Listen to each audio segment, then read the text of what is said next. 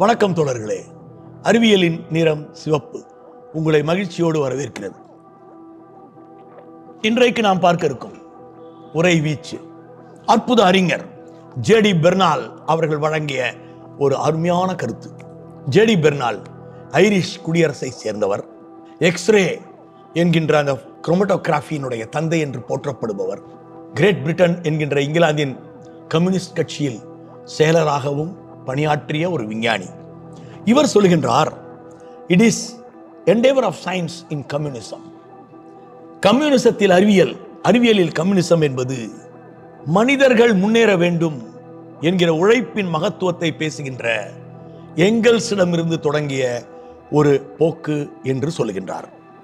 இதனுடைய common purpose, அறிவியல் என்பது பொதுத்தன்மை மிக்கது, பொது உடைமை ஆனது என்கின்ற அடிப்படையில் இருந்து பார்க்கிற பொழுது உலகத்தின் சிறந்த தத்துவமாக அறிவியலும் அறிவியலின் சிறந்த தத்துவமாக கம்யூனிசமும் இரண்டும் இணைந்ததுதான் என்பது ஜேடி பெர்னாலின் உரை வீச்சு. இப்போது நாம் அற்புதமான ஒரு புத்தகத்தை அறிமுகம் செய்ய இருக்கிறோம் தோழர்களே. The key problems of physics and astrophysics என்கிற ஒரு புத்தகம். இந்த புத்தகத்தை கிம்பர்க் என்பவர் எழுதியிருக்கிறார். மீர் என்கின்ற நம்முடைய அற்புதமான மாஸ்கோவினுடைய வெளியீட்டாளர்கள் 1974 வெளியிட்ட புத்தகம்தான் இந்த key problems of physics and astrophysics. இந்த புத்தகத்தில் சொன்னால் ஆச்சரியப்படுவீர்கள், இன்றைக்கு நாம் பயன்படுத்துகின்ற எல்இடி பல்புகள் எப்படி உருவாக்கப்படும் என்பதை 1975 நமக்கு விளக்கி இருக்கிறார்கள். மைக்ரோ பிசிக்ஸ் என்பது எப்படி நானோ தொழில்நுட்பமாக மாறும் என்பதை இந்த புத்தகம் அறிமுகம் செய்கிறது.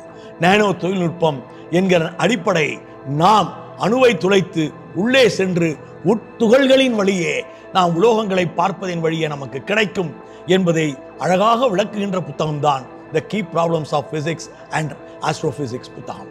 எனவே நானோ தொழில்நுட்பத்தின் தொடக்க காலம் என்பது 1970களில் மீர் பதிப்பகம் வெளியிட்ட இந்த புத்தகங்களுக்குள் புதையலாக கிடக்கிறது என்பதுதான் என்னுடைய செய்தி. இன்று நாம் அறிமுகப்படுத்த இருக்கும் அற்புதமான சிவப்பு அறிவியல் அறிஞர் நம்முடைய பவோல் செரன்காவ் என்கிற ஒரு மாமனிதர். செரன்காவ் 1904 ஜூலை 28 என்று பிறக்கிறார். கணிதம் மற்றும் இயற்பியல் இரண்டும் என்று இரண்டு கண்கள் என்று அறிவிக்கிறார். குவாண்டம் பிசிக்ஸ் என்கிற ஒன்றை எடுத்துக்கொண்டு காஸ்மிக் அலைகளின் வழியே அவற்றை ஆய்வுக்கு உட்படுத்துகின்றார் மரியாதைக்குரிய செரன்காவ் அவர்கள்.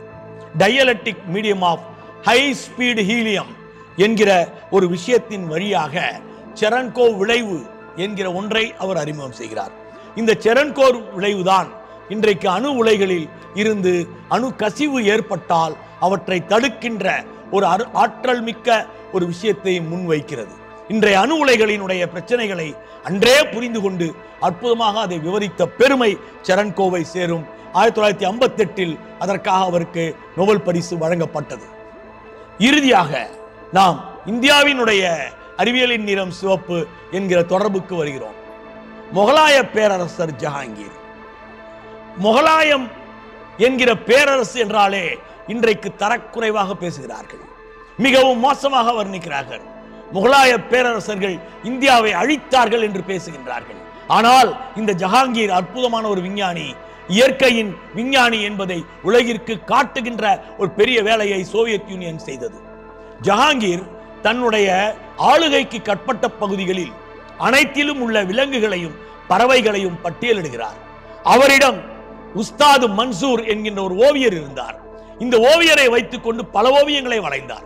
1620களில் நடத்தப்பட்ட அந்த அற்புதங்களை எல்லாம் உலகம் மறந்து போனது. ஜஹாங்கீர் மோசமான மன்னன் என்று பேசக்கூடிய ஒரு காலகட்டத்தில் 1958 ஒரு அதிசயம் நடந்தது. அந்த அதிசயம்தான் தி சோவியத் அகாடமி ஆஃப் சயின்சஸ் என்கிற நிறுவனத்தில் உள்ளே இருந்து கொண்டு இவனாவ் என்கின்ற ஒரு ஆர்னித்தாலஜிஸ்ட், பறவையியல் நிபுணர் செய்த அற்புதம். மொரிஷியஸ் தீவுகளை கைப்பற்றிய இங்கிலாந்து அங்கிருந்த டோடோ என்கிற பறவை இனத்தை முற்றிலும் அழித்து விட்டது. டோடோ என்கிற ஒரு பறவை இனம் இருந்தது, அதன் ஓவியத்தை முதலில் வரைந்து காட்டியவர் ஜஹாங்கீர் தான் என்று ஜஹாங்கீரின் குறிப்புகள் என்கிற புத்தகத்தை சோவியத்தில் வெளியிட்டு ஜஹாங்கீர் எப்படிப்பட்ட மாபெரும் அறிவியல் விஞ்ஞானி என்பதை இந்த உலகத்திற்கு அற்புதமாக விளக்கி கொடுத்தவன் நம்முடைய இவானோவ், சோவியத் யூனியனின் அற்புத விஞ்ஞானி. அன்பு தோழர்களே, அறிவியலின் நிறம் சிவப்பு. அதை போற்றுவோம், வாழ்த்துவோம், வரவேற்போம். மீண்டும் சந்திப்போம். நன்றி.